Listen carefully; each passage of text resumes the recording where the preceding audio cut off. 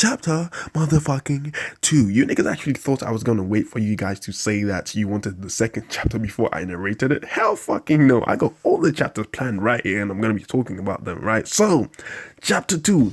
We see Sasuke, or we read Sasuke talking to a group of missing ninjas, and they asked him if he was sure he wanted to help them launch a terror attack on Konoha. Sasuke basically replied with, yeah, that's right.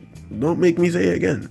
So a couple of San Anbu arrive to the start of a fight with Sasuke. Sasuke basically gets stabbed and collapses soon after, right? So meanwhile, in the outskirts of Konoha, Sai speaks to an informant about ninjas in a bingo book, and the three men behind the attack on the daimyo and Homura. And if you don't know who Homura is one of the people that Danzo would always consult. You know, they're old as dirt now in Boruto, right? Which, side note, I forgot to say side note, they're old as dirt in Boruto, right? They look about, I don't know, ready to be sleeping in the graves. They probably, you know, don't go to bed. They have a grave that they just sleep in and wait to, you know, till they die, and then it automatically closes. But he is Homura, right? So they were identified as missing ninjas named Tenzin, Genba, and Baraki. They are part of an organization called Bo. I don't know what kind of name that is, but that's what they decided upon, right? So suddenly Sai gets attacked by two masked men in purple colored version 1 Jinchuriki form. So you see how Naruto has that cloak on him, that red cloak that has bubbles in it.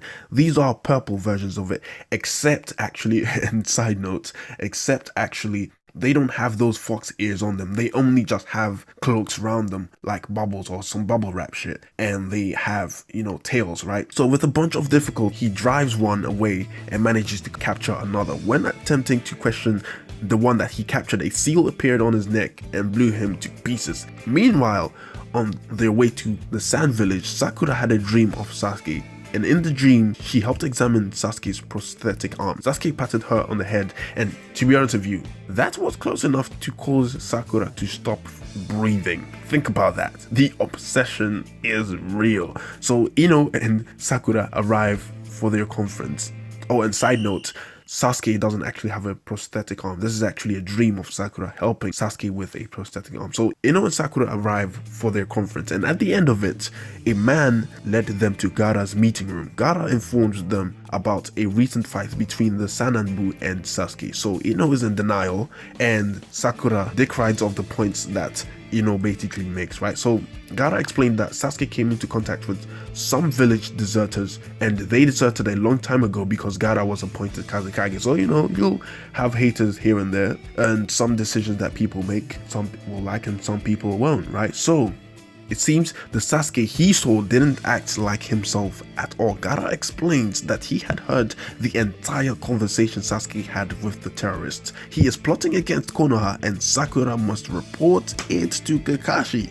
And that is when chapter 3 comes in, right? So these chapters are shorter, and I will do a video which is like 10 minutes each for, you know, every video that covers this novel. So chapter fucking 3, Kakashi is in a meeting with the fire daimyo. So he is trying to secure a budget for Sakura's clinic, which is obviously new, but a man, and pay attention to this, a man named Kido Tsumiki argues against them. He believes that the funding or that money should go to the Anbu in case the daimyo are attacked again, right? So he wants the budget to go to the Anbu so they can actually pay for the Anbu to secure the daimyos, which is basically his argument. So Sai arrives with news about the ninjas he fought.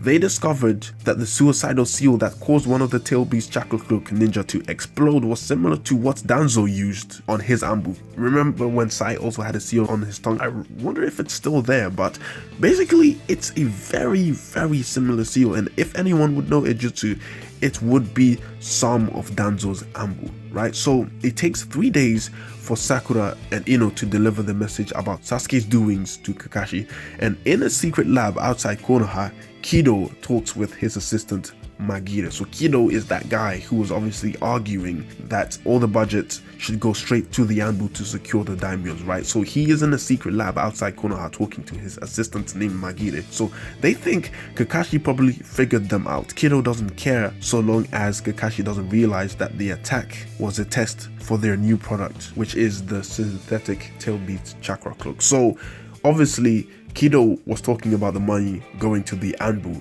right? And obviously the attack of the guy that exploded into pieces because of this seal showed a sign that the seal actually would be known to only people that worked with Danzo.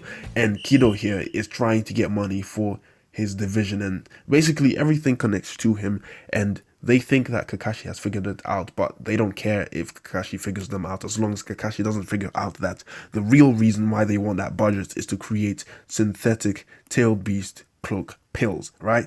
So chapter 4, Sai decides to spy on Kido for 3 days. Meanwhile, he meets up with his informant. The informant tells Sai about the rumors of Sasuke. Apparently, he approaches some arms dealers about weapons for an attack on Konoha, then kills them after they fail to cooperate. So this nigga is scum as hell. He also reveals that after the war, he saw Anbu collecting samples from the Valley of the End and the bridge where Sasuke fought Danzo.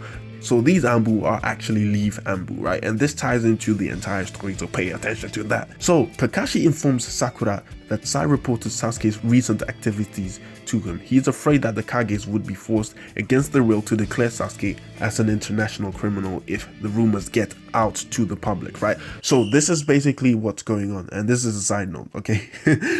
If the Kages get informed that Sasuke is carrying out this action, they don't want to attack Sasuke because obviously they have faith in Sasuke and they know that he is not doing this. But obviously if the public knows this, they will want the Kages to do something, and even though the Kages don't want to do anything because they know that the story is not true, they are forced to because the public trusts in them and would want them to take action. So they will take action, or they will have to, but it's against their will, right? In order to show that they actually are, you know, the protectors of their crowd. So, in the outskirts of Konoha, Kido and Magiri discuss their activities inside a secret underground lab they built. In that lab, they research and produce various medications. So, if you don't know what's going on here, side note, if you don't know what's going on here, what happens is this. So, since Danzo is dead, Kido and Magiri are basically the people who are in charge for the Anbu in terms of, like, you know, budgets and all that stuff, money. So when the money comes, what they do is they take parts of that money in order to fund their secret experiments that they're doing. And that is the main reason why Kido wanted the budget to go to the Anbu, so he can take some of that money and launder it in order to complete his experiments. That is what's going on, and I think Kakashi and Sai have basically figured that out, right? So they reveal that they staged the attack against the daimyo so they could use it as an excuse to convince the daimyo to increase the budget of security given by the Anbu division. Since Kido is part of the Anbu, he will use the money to fund experiments in his secret lab. Sai meets his informant and they discuss the actions of several masked Anbu who investigated the bridge where Sasuke fought Danzo. Sakura discusses the repercussions of Sasuke's actions with Kakashi. He then assures them that Sasuke will not be put on a hit list without discussion from all the Kage first. It turns out the fake Sasuke was under orders of Kido himself. He went around communicating with shady societies from all over the world, not just the Sand Village. After telling them his intention, he would kill all those who would not cooperate, like he did with those weapon dealers, right? All those arms dealers. So the rumors about Sasuke were spreading to other countries. Soon enough, the public will discuss his actions and the high-ranking officials would have to take Sasuke out. The entire situation would escalate to the level which would then catch the real Sasuke's attention, thus causing him to abandon any mission he is on in order to return to Konoha. And this was all according to Kido's plan. So Sakura wanders the village after her chat with Kakashi in order to clear her thoughts. She passed by the academy and sees Naruto instructing a class of academy students. He invites her to help the class with their sparring session. Helping Naruto actually paid off as stress relief for Sakura. Afterward, she tells Naruto the rumors about Sasuke, and Naruto, being the Sasuke #1 dick rider, basically says he isn't concerned and is confident that Sasuke is an imposter, or at least that Sasuke doing all those shady stuff is an imposter, and that is basically where I'm going to end this bullshit. So the next part is gonna come, and that's gonna be part 3, and part 3 is probably gonna be the final one. So if you're enjoying this read through so far of my summarization of this novel, then let me know in the comments, do you want me to do more? And I don't care what you say, because I'm gonna do the next one since I put so much effort in it. So people were asking me in the first narration or part 1 of this novel why I've been cursing a lot, and there are actually 2 reasons. Number 1 is that that I most of the time keep my content professional, meaning that there's no cursing and stuff. And this time I just want to add my personality in there, right? Because who doesn't curse nowadays?